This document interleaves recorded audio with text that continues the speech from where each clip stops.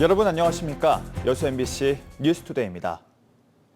수요 기간 음주 회식에 주먹 다짐까지 벌인 여수시 의회 의원 2명에 대해 의회가 징계 절차에 들어갔습니다. 하지만 윤리특별위원장이 사퇴하면서 징계 절차가 시작부터 차질을 빚고 있는데요. 솜방망이 처벌에 대한 시민들의 불신도 큰 상황이라 시의회 자정 능력이 시험대에 올랐습니다. 최황지 기자입니다. 여수시의회가 강재현, 박영평 의원에 대한 징계 요구안을 가결했습니다. 음주 회식 중 주먹 다짐을 벌인 지 닷새 만입니다. 두 의원은 시민들에게 큰 절로 사죄했지만 책임 소재를 놓고 미묘한 신경전을 벌였습니다. 질서가 약간은 흐트러지는 모습이 있었습니다. 이번 일을 계기로 우리 의원들 간에도 서로 아량을 베풀고 술잔을 들거나 젓가락을 들거나 식사를 차리지 못한 점을 분명히 밝혀드립니다. 이번 사안은 제가 가해자가 아니라 반복적인 모욕과 폭력에 대한 일반적인 피해자임을 책임 공방은 시의회 전반으로 번지고 있습니다. 두 의원만 징계할지 당시 회식에 동석한 시의원들을 모두 처벌할지를 놓고 의회 안에서도 의견이 엇갈리고 있습니다. 이런 가운데 처벌 수위를 정할 윤리특위도 제대로 가동될 수 있을지 불투명합니다. 현재 위원장은 공석으로 전임 위원장이 당시 회식 자리에 동석해 책임을 지고 사퇴했습니다. 의회 자문 입법 고문관을 통해서 자문을 구해서 법적으로 문제가 없다라는 답변은 받았습니다. 하지만 우리 시민들이 느끼는 바는 법적 판단 기준을 넘어서는 거기 때문에 솜방망이 처벌에 대한 시민들의 불신도 여전합니다. 역대 여수시의회에서 의원들이 처벌받은 전례는 단 2건으로 모두 경징계인 경고 수준이었습니다.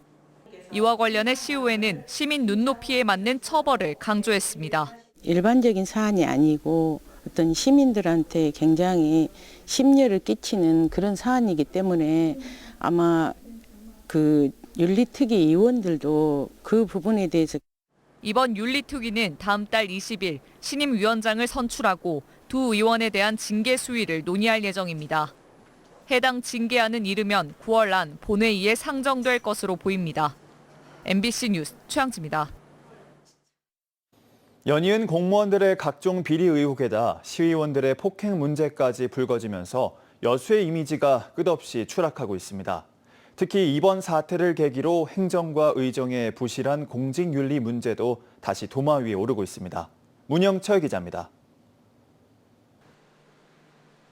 국가적 재난 상황에서 벌어진 여수시 의원들의 저녁 술자리 폭행 사건. 해당 내용을 다룬 뉴스 영상은 유튜브 조회수 46만 회를 기록했고 댓글엔 여수에 대한 부정적 여론이 줄을 잇고 있습니다. 불친절 식당 논란의 파장이 미처 가시지도 않은 상황에서 발생한 선출직 공직자들의 추태는 여수의 이미지를 그야말로 나락으로 떨어뜨렸습니다. 이 같은 공직윤리 문제는 특히 민선 8기 들어 두드러지고 있습니다.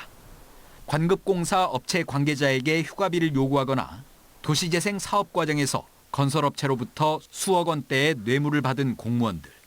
올해는 한 직원이 부하 직원을 성추행한 의혹이 불거졌고 근무 시간을 허위로 입력해 수당을 부당하게 챙긴 혐의로 수많은 공무원들이 수사를 받기도 했습니다. 여수시는 청렴한 도시를 만들겠다며 대대적인 행사까지 열었지만 불과 얼마 지나지 않아 이번엔 정기명 시장의 최측근인 비서실장마저 관용차를 사적으로 이용하다 사고를 내 업무상 배임 혐의로 입건됐습니다. 리더십에 문제가 분명히 있다. 이게 한두 번이 아니지 않습니까? 단호한 어떤 즉각 조치, 일벌백계 이러한 것들이 선행이 돼야 된다. 이와 함께 일각에서는 부실한 인사검증과 민주당 독점 구조를 여수의 공직기강이 무너지고 있는 주요 원인으로 지목하고 있습니다. MBC 뉴스 문형철입니다.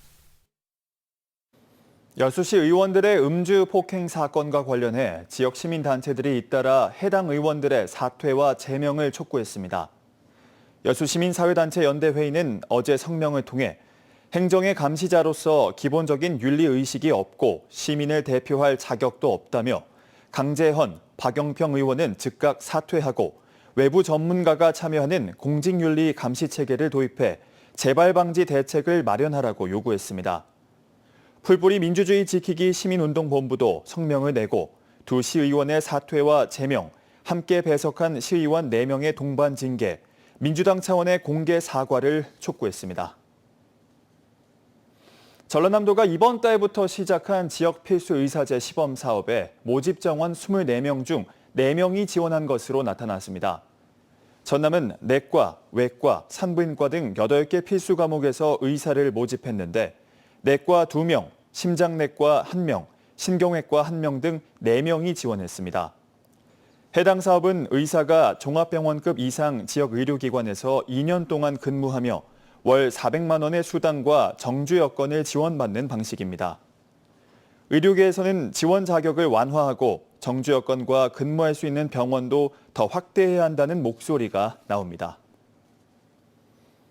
광양시가 지역에서 생산된 농산물들을 활용해서 다양한 2차 가공식품을 제조하고 판매할 수 있도록 지원하고 있습니다.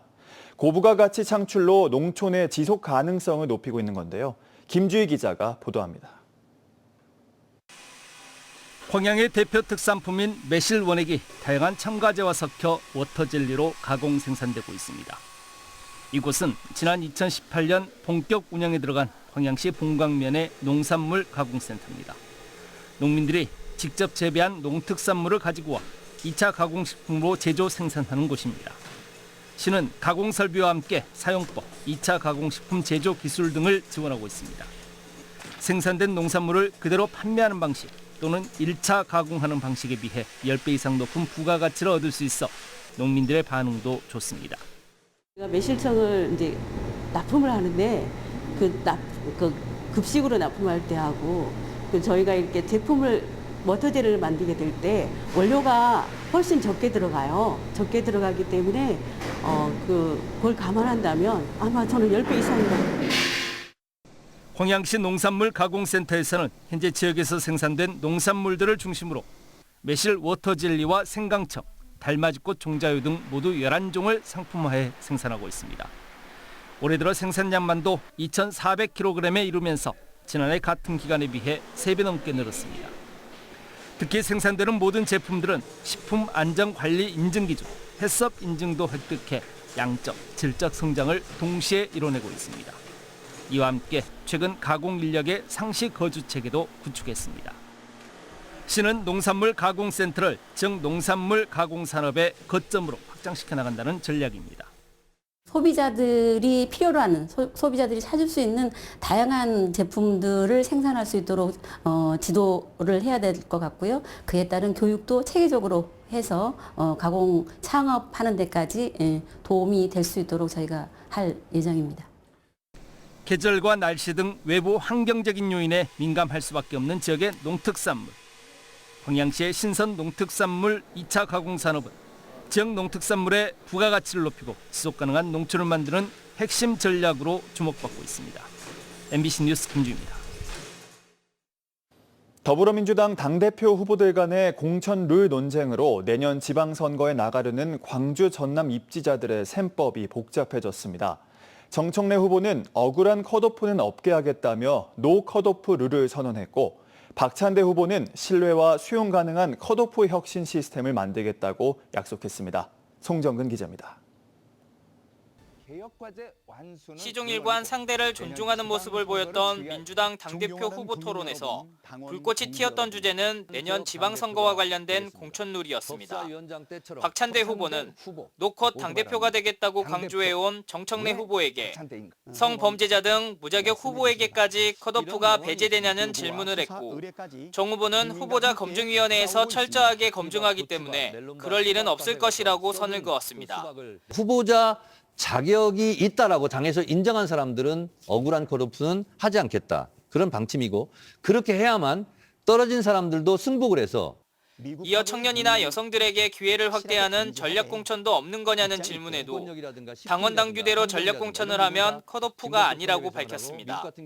박찬대 후보는 누구나 신뢰할 수 있고 수용할 수 있는 컷오프 혁신으로 내년 지방선거 압승을 이끌겠다고 맞섰습니다.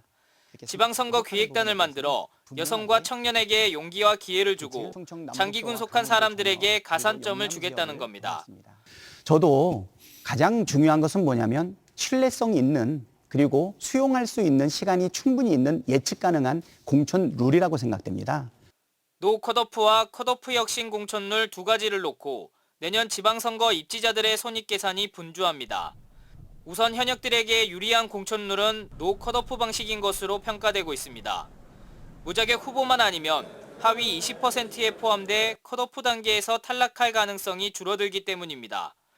또 탈당을 하게 되면 경선불복으로 비춰질 수 있기 때문에 조국 혁신당으로의 이탈도 줄어들 것으로 예상되고 있습니다. 반면 박찬대 후보의 컷오프 혁신안은 상대적으로 현역들이 물갈이될 가능성이 크고 정치 신인 등 도전자들에게 유리할 것이라는 분석입니다. 정청래 후보의 노컷 공약이 현역 정치인들에게는 반가운 소식이지만 또 지방 정치, 호남 정치의 혁신을 기대하는 당원들과 유권자 입장에서는 그것이 마냥 좋은 것이냐. 수해로 인해 원샷으로 진행하기로 한 당대표 경선은 이번 주 토요일 진행됩니다. 전체 당원의 70%가 넘는 당원들이 몰려있는 호남과 수도권의 당심이 어떤 결과를 이끌어낼지 관심이 주목되고 있습니다. MBC 뉴스 송정근입니다. 전라남도가 제14회 최수종과 함께하는 연기 캠프 입소식을 열고 운영에 들어갔습니다. 이번 캠프는 전남 영상위원회 주관으로 다음 달 2일까지 광양에 있는 서울대 남부학술림 일원에서 엿새간 열립니다. 연기와 영상 제작에 관심 있는 지역 중고생 50명이 참가해 시나리오 작성, 촬영과 편집 실습 등 다양한 교육을 받을 수 있으며 마지막 날 작품 발표회를 개최합니다. 캠프는 배우 최수종을 비롯해 현직 배우와 감독이 참여합니다.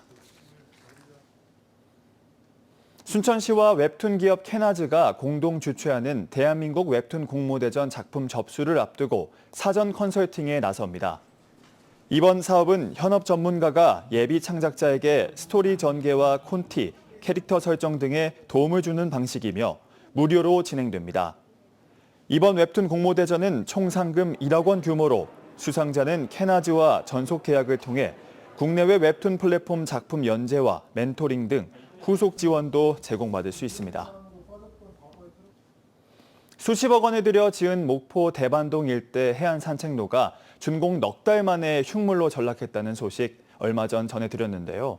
하자 보수 공사가 시작된 가운데 시공업체뿐 아니라 이를 감독해야 할 감리업체, 발주청인 목포해수청 모두 책임을 피할 수 없다는 지적이 나옵니다. 김규희 기자가 보도합니다. 목포 대반동 해안 산책로, 인부들이 끌개로 바닥 포장재를 긁어내고 있습니다. 길이 123m 구간 산책로의 바닥 포장재 상당 부분이 들뜨고 찢기면서 발주청인 목포해수청이 하자보수 공사에 나선 겁니다. 목포해수청은 보수 공사 기간 안전상의 문제를 고려해 산책로의 시민 통행을 일시로 막고 작업을 진행하고 있습니다. 감리와 시공업체는 당초 도장 작업 방식에 문제가 있었던 것으로 보고 있습니다. 작업이 이뤄지던 지난해 10월 바닥재 위 이물질을 제거하는 과정에서 먼지가 날린다는 민원이 잇따르자 시공 방식을 바꿨던 겁니다. 압축 공기를 내뿜으면서 이물질을 없애는 에어펌프를 활용한 방법 대신 인부들이 빗자루로 쓸면서 작업했습니다. 빗자루를 먼저 설고 처음에는 진공청소기로 빨아내고 이래 하는데도 미세먼지가 있으면은 탈락의 어떤 요인이 될 수가 있어요. 기계 대신 사람이 작업하다 보니 작업 효과가 떨어질 거라는 우려가 있었지만 감리업체는 이 정도로 하자가 날 줄은 몰랐다는 입장입니다. 시민 여러분들한테 불편을 드렸다면 굉장히 죄송한 부분이 먼저고요. 비산먼지 민원권 때문에 저희들이 좀 제대로 좀 못한 부분이 있었습니다. 그것 때문에 사실 이 정도까지는 될지는 몰랐는데. 해양수산부 규정에 따르면 공사를 마쳤을 때 감리 등 검사자는 설계도서대로 시공됐는지 등을 확인하고 이상이 있으면 발주청에 보고해야 합니다. 발주청은 검사 결과를 바탕으로 시공사에게 시정 조치를 지시해야 합니다. 감리업체는 준공 전 현장 검사에서 일부 하자 구간을 발견해 지난 1월부터 3차례 보수를 마쳤고 이후 문제가 없다고 판단해 이에 따라 발주청인 목포해수청이 지난 3월 31일 준공을 승인했습니다. 하지만 준공 한 달 뒤 목포해수청으로부터 시설물 관리 권한을 넘겨받은 목포시는 바닥재 곳곳에서 파손과 들뜸, 균열을 발견했고 지난 5월 1일 목포해수청에 하자 보수를 요청했습니다. 결국 72억 원의 예산이 투입된 공공시설은 부실 시공이라는 지적 속에 넉 달 만에 흉물로 변한 상황. 목포 해수청과 시공업체를 감독해야 할 감리업체 모두 제 역할을 소홀히 했다는 비판이 커지고 있습니다. MBC 뉴스 김규입니다. 순천시가 경로당 냉방비 지원을 9월까지 연장합니다. 이번 지원은 지역 내 경로당 702곳을 대상으로 그동안 7, 8월에만 지원했던 국도비 냉방비에 12억 2천만 원을 추가해 연장한 겁니다. 순천시는 폭염이 길어지면서 어르신 건강을 보호하고 쾌적한 무더위 쉼터 환경 제공을 위해 노력할 방침입니다. 전라남도가 최근 극한호우로 산사태가 발생한 지역의 응급 복구를 마치고 추가 피해지 조사에 나섰습니다. 지난 17일부터 사흘간 내린 비로 순천, 광양, 담양 등 총 72곳에서 12헥타르의 산사태 피해가 발생했습니다. 전남도는 이번 산사태가 임도, 작업로 등 인위적 개발지 주변에서 피해가 집중된 것으로 분석했으며 앞으로 사전 예찰과 배수로 정비, 방수포 설치 등을 통해 피해를 사전 차단할 계획입니다. 고흥군이 폭염으로 인한 지역 축산 농가 피해를 막기 위해 긴급 지원 사업에 나섰습니다. 이번 사업은 총 3억 8천만 원의 예산을 투입해 가축별 고온 스트레스 완화제를 공급하고 환기시설 설치도 지원합니다. 고흥군은 고온 환경이 가축 면역력을 떨어뜨리고 생산성 감소와 폐사로 이어질 수 있다며 즉각적인 대응책을 마련했다고 설명했습니다. 순천 지역 전남도 의원들이 신대지구 개발이익 환수를 촉구했습니다. 지역의원 8명은 어제 도의회에서 발표한 성명을 통해 신대지구는 공공개발 사업이지만 막대한 분양 수익이 민간 사업자에게 돌아가고 지역사회는 단 한 푼도 환수되지 않았다며 이같이 밝혔습니다. 이어 공공이 주도하고 민간이 이익을 독식하는 구조 속에서 부담과 책임만 시민 몫으로 남았다고 강조했습니다. 의원들은 광양만권 경제자유구역청과 순천시가 민간 사업자와 즉시 협상에 나서 최소 30%의 개발 이익을 지역에 환원해야 한다고 주문했습니다. 여수 지역 소비 쿠폰 지급과 관련해 내일부터는 종이형 지역사랑 상품권도 수령할 수 있게 됐습니다. 여수시는 어제 한국조폐공사로부터 종이형 여수사랑 상품권을 수령해 읍면동 배분 작업을 마쳤으며 내일부터는 각 주민센터에서 원하는 시민들에게 종이형 상품권을 배부한다고 밝혔습니다.